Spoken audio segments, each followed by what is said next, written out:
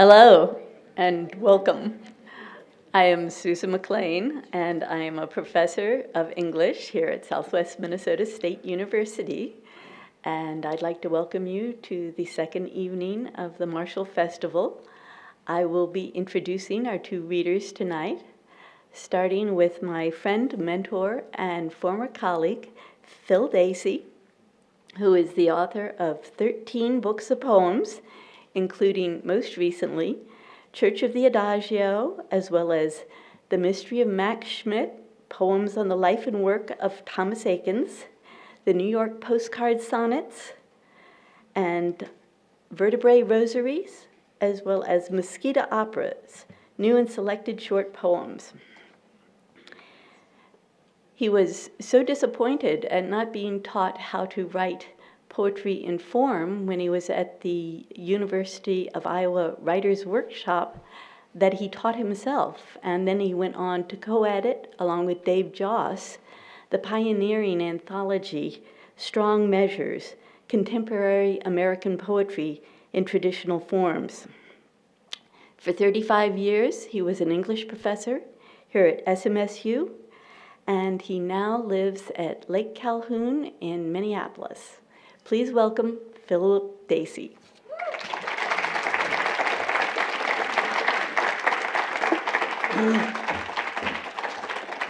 Thank you, Susan, and thank you, Mary Ann, too, for setting all of this up. Susan said I taught here for 35 years, and actually that's the longest I've ever lived in one place. So who says that you can't go home again, right? Because here I am. Also surrounded by lots of writers. It doesn't get any better than that. And all the writers here give me a chance to bring up a subject that's kind of unpleasant. That's the farm rejection letter. But I know that I'll get a lot of sympathy from you all when I tell you that I received one not too long ago that I consider the mother of all farm rejection letters. And it goes something like, "We are sorry we cannot use the enclosed. We are returning it to you. We do not mean to imply anything by this. But we will not keep what you sent us. We did receive it though, and our returning it to you is a sign of that. It is not that we minded your sending it to us unasked. That is happening all the time. They come when we least expect them, when we forget we have needed or might yet need them, and we send them back. We send this back. It is not that we minded. At another time, there is no telling, but this time it does not suit our present needs. We wish to make it clear it was not easy receiving it. It came so encumbered, and we are busy here. We know we could not have taken it on. There's so much to do with this. We know about these things. We wait for it. We recognize it when it comes. Regretfully, this farm letter does not allow us to elaborate why we send it back. It is not that we minded. We hope this does not discourage you, but we would not want to encourage you falsely. It requires delicate handling at this end. If we had offered it to you, perhaps you would understand. But of course, we did not. You cannot know what you're offering it meant to us, and we cannot tell you. There is a form we must adhere to. It is better for everyone that we use this form. As to what you do in future, we hope we have given you signs that you have read them, that you have not misread them. We wish we could be more helpful, but we are busy. We are busy returning so much. It all comes so encumbered. And there is no one here to help. Our enterprise is a small one. We are thinking of expanding. We hope you will send something. And I know him, don't send him anything. The English photographer David Bailey once said that the ugliest thing in the world is the sight of four men in a car. And when I first heard that, I sort of felt the same way, like, huh? And then I began to think about it, and then I heard this voice. We sit in the womanless car, maleness twice squared, going nowhere. Two in front and two in back, in the Jill-less car. Jack, Jack, Jack, and Jack. We know how ugly we are. But what can we do? We live here. The truth is, none of us can drive, though our horsepower is impressive. It may be a meeting's our goal, or a game, or something illegal, but it's all the same, the deadest end. So we tell jokes, you know the kind. Outside the car, the women walk and run and leap and make such talk as prompts their hands to fly about in ways ours, cramped inside, cannot. We don't move much. Close but not too. It's accidental when we touch. Oh, there's nothing as ugly as we. Four men in a car, not five or three. To breathe, we roll our windows down, and then we roll them up again.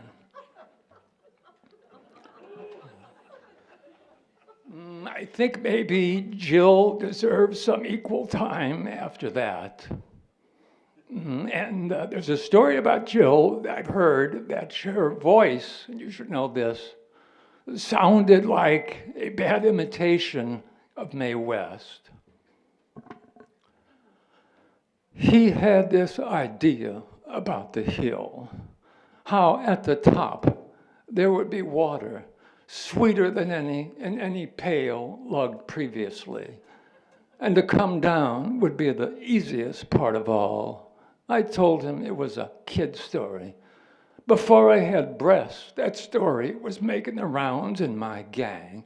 Hell, we laughed at it even then. We all knew better than to think sweet water could be had for the price of a pail and a little legwork up and down a hill that had been standing there dawn to dreary dawn a whole life story long, not to mention the probability such a thing as sweet water, hill or no hill, didn't exist.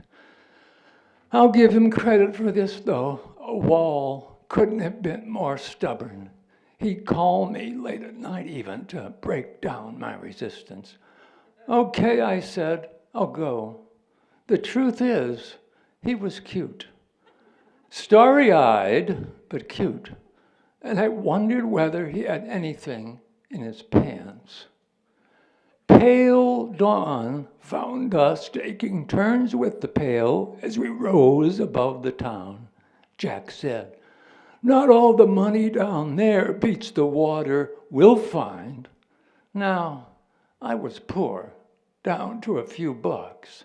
It's no mystery. Money talks loud. But I climbed the hill to the top, and there was this big hole and deep. I got dizzy to look down it. Jack had rope and let the pail fall yards and yards.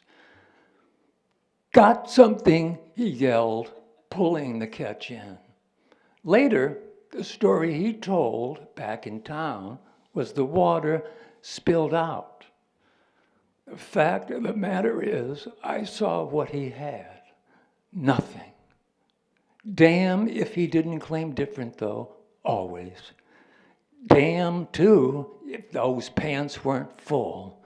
I've got these kids to prove that story. When they whine, I tell them, climb a hill. Carl Jung, the famous psychologist, spoke about the shadow side of the human being. And I wondered whether sports, some kind of sports, could have a shadow side too. For example, could there be a sport named mystery baseball? Weird music. No one knows the man who throws out the season's first ball. His name has never appeared in the newspapers, except in crowd scenes, blurred. His face has never appeared in the newspapers, except in crowd scenes, blurred. Asked his name, he mumbles something about loneliness, about the beginnings of hard times. Each team feels an extra 10th man. This is the invisible player assigned to no particular position. Runners edging off base feel a tap on their shoulders. Turn, see no one. Or the batter, the count against him, will hear whispered in his ear vague, dark rumors of his wife and go down. Vendors move through the stands selling unmarked sacks, never disclosing their contents, never having been told. People buy, hoping. Pitchers stay busy getting signs. They are everywhere. One man rounds third base, pumping hard, and is never seen again. Teammates and relatives wait years at the plate, uneasy, fearful. An outfielder goes for the ball on the warning track. He leaps into the air and keeps rising beyond himself, past the limp flag. Days later, he is discovered, descended, wandering dazed in center field. Deep under second base lives an old man, bearded, said to be 100. All through the game, players pull at the bills of their caps, acknowledging him. And I'd like to acknowledge my brother, Owen. You may have seen him on TV, the St. Louis traffic cop who dances as he works. Candid camera had him doing it to music. Baryshnikov in blue, all big city style and jazzy moves. Years before my brother was on that corner had written the book on gridlock. Nearby factories and trains and freeway entrances and exits had tied travelers and city planners in knots. $1 million set of lights installed in place of one patrolman under siege fizzled, followed by another try at manpower. This time, 3 policemen strategically placed the coroner's own Bermuda Triangle. Not many problems disappeared in there. And soon, the technocrats threw up their hands and let the 3, my brother, one of them, sink or swim in that sea of honking cars. They swam and sank, and swam and sank, until one fateful day, both of my brother's partners called in sick. The station chief, fed up, said, "Put Dacey out there by himself and see what he can do," expecting nothing, which was what he got. No jam, no backup, no cursing drivers, only autos moving slick as skaters on new ice. Sweet perpetual motion, thanks to my brother's bumps and grinds, his arms now windmill blades, now darting rapiers. He never stopped, so why should the traffic? It was as if he'd been waiting all his life for just that moment. Backstage, as it were, the old star finally ill and the new star born. You've got to understand, his life till then, it had their problems, like too many wives. I always forget that fourth one's name. But now he'd come into his own, local celebrity, TV channels featured him as the evening's good news. And soon, not so local, a California film crew documented him in Pop Cop. You can see it on YouTube. And folks from near and far made him the victim of his own success by driving there to watch. Free entertainment, thus creating more traffic, which he handled with his usual purposeful show. And sometimes with a, "Move it, buddy." Sometimes he made them go away. They did not want to go, but they did flow. Businesses threw banquets for him, and more than one driver's left hand shot out to pat him on the back. "Good job there, Dace." And though art meant for him, Glenn Miller, period, to see him work, you'd think there had to be a muse of traffic cops. But what he did was more dangerous than art. As brave bullfighters worked close to the horns, my brother worked close to the cars, and twice was knocked flying into the hospital. Flowers from stranded drivers filled his room. And when he returned, their horns blared welcome his entire rush hour shift. The Rock was back. Mid-channel, the river swirling happily and noisily around him. When he retired, they redesigned the streets. I like to think that since my brother didn't have some athlete's numbered jersey to hang up in Shrine, for him, they hung up several city blocks. So that was his challenging job. The worst job I ever had was nailing Jesus' feet to the cross on the assembly line at the crucifix factory. Jesus. I'd never thought of myself as religious before that. But when I had to hammer those nails, I figured it up once, more than 2,000 times a day, my mind began seeing things. Little tremors along his skin, jerks of those legs that were bonier than models' legs, his eyes imploring, forgiving. I swear, if a tiny drop of blood had oozed out of that wood at my pounding, I wouldn't have minded at all. I was ripe for a miracle or a vacation. But all I got was worse. With each blow of that hammer, I flinched, as if I were the one getting pierced. Doing that job day after day was bad enough, but doing it to myself, my arms spread out from one end of my paycheck to the other, was crazy. I began to sweat constantly, though the place was air-conditioned. It wasn't long before the foreman took me aside and told me I was taking my job too seriously. And if I wanted to keep it, I had better calm down. He was right. I pulled myself together like a man and put all pointless thoughts out of my head. Or tried to. It wasn't easy.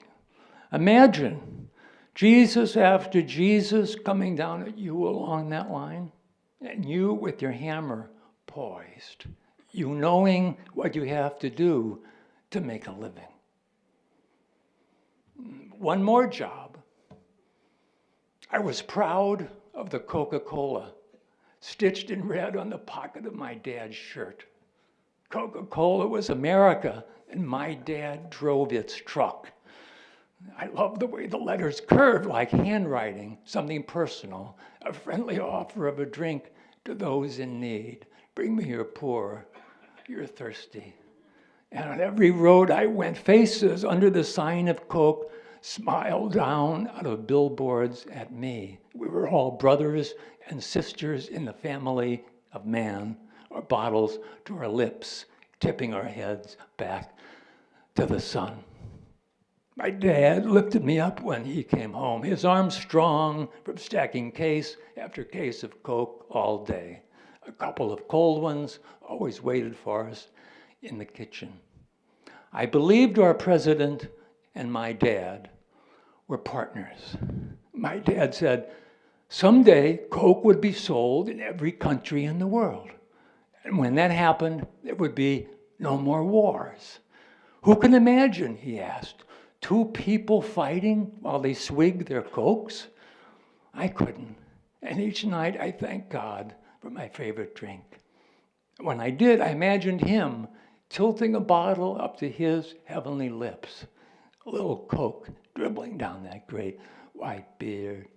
And sometimes I even thought of his son on the cross getting vinegar but wanting Coke. I knew that if I had been there, I would have handed a Coke up to him, would have figured out how to take it, even though his hands were nailed down good, because he was God. And I'd have said when he took it, "That's from America, Jesus. I hope you like it." And then I'd have watched amidst the thunder and lightning on that terrible hill, Jesus' Adam's apple bob up and down as he drained that bottle in one long divine swallow like a sweaty player at a sandlot game between innings, the crucial ninth coming up next. And then the dark, sweet flood of American sleep, sticky and full of tiny bubbles, would pour over me. Plus, there was a man who was traveling overseas, and he knew the language enough to encourage him to try to translate whatever he heard going on around him, but he didn't know it well enough to do it accurately. So he goes into a movie theater, and as he's watching a movie in a foreign language without subtitles, he has a revelation, and he thinks, this is the way it has always been. Someone speaks and you know you will never understand. A man shoots another man and talks as he does. Could he have said, we are all dying loaves of bread? Or the woman who opens her blouse revealing a scar on her breast, to the man who stares, you hear her say, yes, there are rivers in the moon, jelly. For years now, you have starred in your own foreign movie. Once at breakfast, when the sun through the kitchen window was a director's dream, your wife said, you know, I love you. It was the strangest language you had ever heard. You passed her the salt. Or the children run to the door to greet you, chanting, Daddy's home, Daddy's home. Your eyes fill with tears, surely out of frustration. When will they learn to speak the tongue of men? So you eat popcorn, heavily buttered, and watch the inexplicable goings on. A car hurtles off a cliff. The sun rises. Leaving the theater, someone bumps into you. He says, savages have eaten the moon. You say, you're welcome, and smile. It is always good to meet someone from home. And as long as we're traveling, let's go to Hawaii, to Maui, to the Pioneer Inn, which has on its walls my favorite sign in the whole world. It says, women is not allow in you room. If you burn you bed, you going out. Only on Sunday you can sleep all day.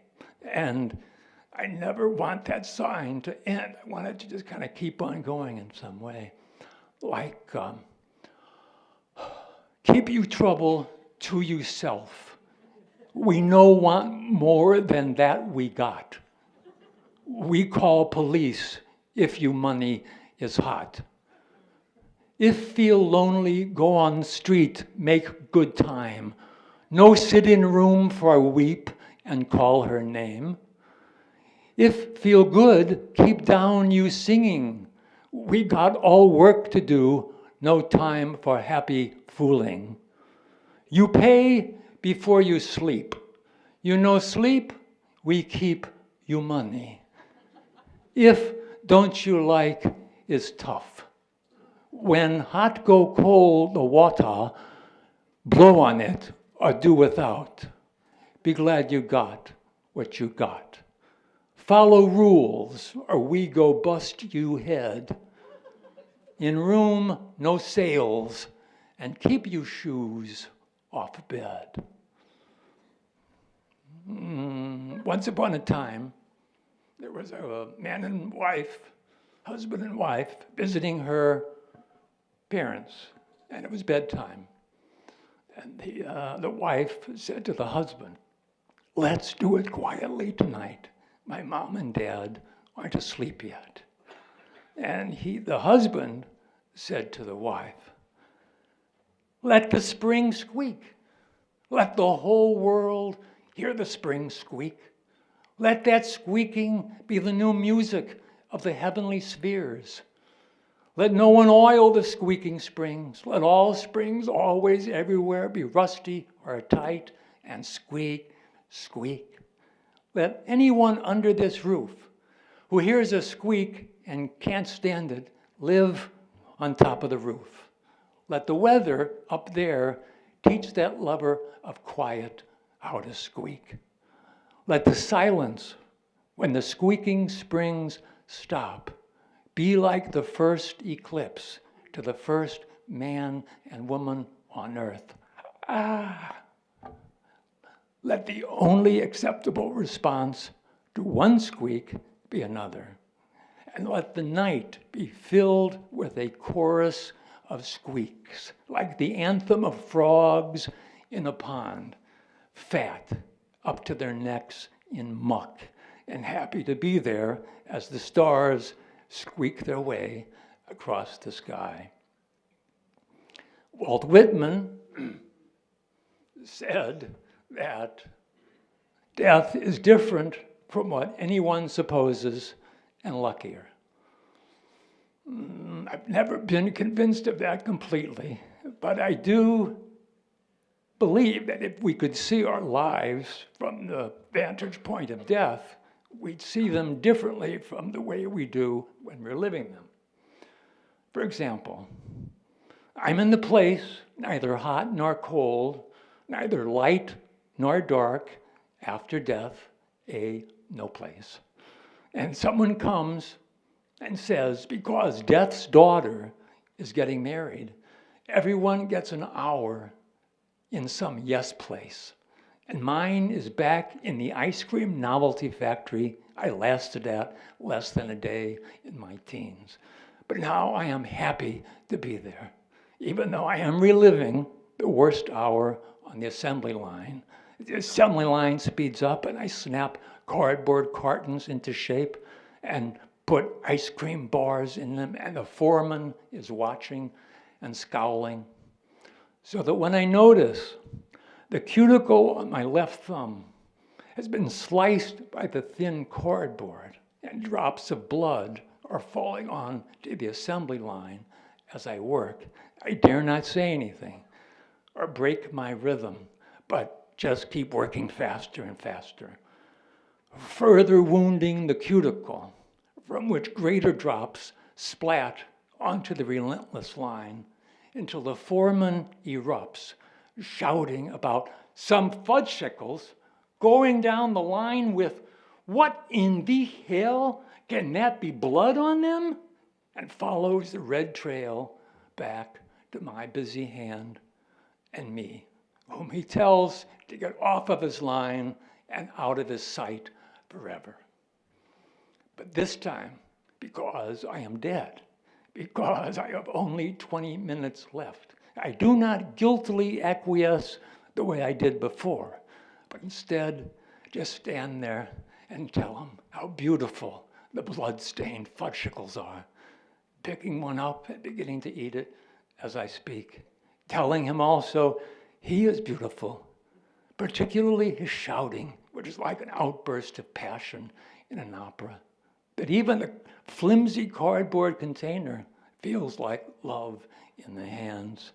And the conveyor belt, that endless tongue, whispers a prophecy about my co-workers on the line, high school dropouts at various ages and colors, how their lives are melting away.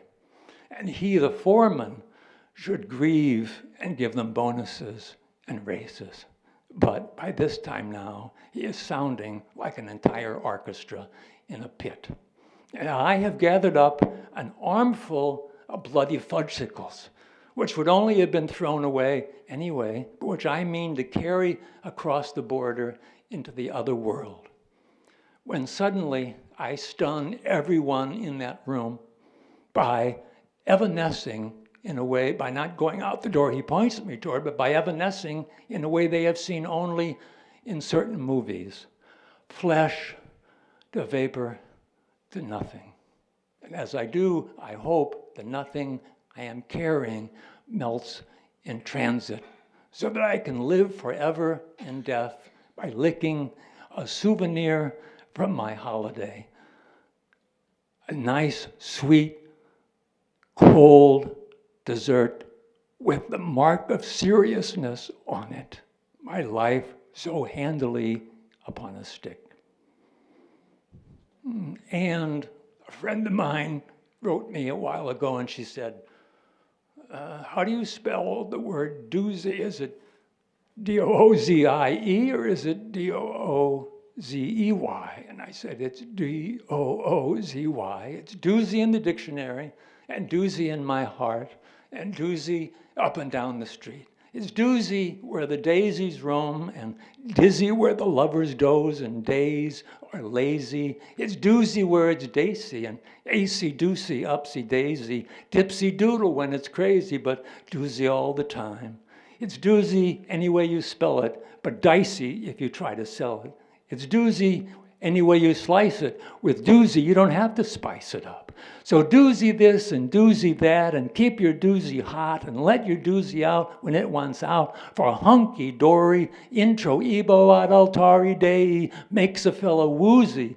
Onesie, twosie, does he, does she, yes they doozy. To the tune of Tommy Dorsey, William Basie, any bluesy band. So tell your Susie, there's no time for choosy, and it's all good newsy. Till the boozy, blousy, easy, jazzy, doozy, end. Thank you.